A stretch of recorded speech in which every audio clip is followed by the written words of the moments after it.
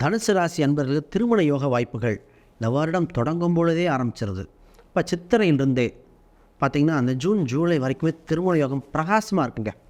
அதுக்கப்புறம் உறுதிப்படுத்தக்கூடாது. அப்போ அதை தாண்டிடுச்சுன்னா நம்ம நேராக கொஞ்சம் கேப் விட்டு குரு அதிசாரத்தில் வருவார். அப்போ தான் பார்க்கணும். அப்போ இந்த காலகட்டத்தில் குரு ஆரம்பிக்க காலகட்டத்தை ஒரு 4 மாதம் இருக்குது. இதுக்கு முன்னாடியே பேச்சுவார்த்தைகள் பேசி தடை ஏற்பட்டது. என்ன ரீசன்னா, இல்லை குரு வக்ரம் பெற்றிருக்கும் காலகட்டத்தில் ஆல்ரெடி வந்த வரன் திருப்பி வரவும் வாய்ப்பு இருக்குது. அதை முக்கியத்துவம் கொடுக்கணும். இப்போ திருமணம் சம்மந்தப்பட்டதில் இது ஒன்று மட்டும் கவனிச்சுக்கணும். எதிர்பார்ப்புகளோ அதிகமாக இருந்தால் கரெக்டான வரானா இருக்காது. இந்த ஜாதக ரீதியாக முக்கியத்துவம் கொடுத்து பார்க்க வேண்டிய ராசியாக இப்போ இருக்குது. இப்போ கோயிலில் கல்யாணம் வச்சா அந்த ராசிக்கு சேஃப். கோச்சார ரீதியாக என்ன சொல்லுதுன்னா, 4ஆம் இடம் சுகஸ்தானம் சரி இருக்குது. உங்கள் அதிபதியும் 8ல் மறையார். இப்போ 7ஆம் இடத்துக்கு அவ்வளோ குரு பார்வையோ நல்ல வளர்ச்சியான கிரகங்கள் அமைப்போ இல்லை, கேதுவோட பார்வை மட்டும்தான் இருக்குது. அப்போ நான் கோயிலில் வைக்க தான் ரெஃபர் பண்ணுறேன்.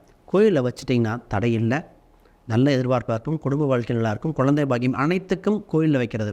பட் இண்டிவிஜுவல் ஹாரோஸ்கோப் பார்த்தா கூட ராசி ரீதியாக கோயிலில் தான் வைக்கணும்.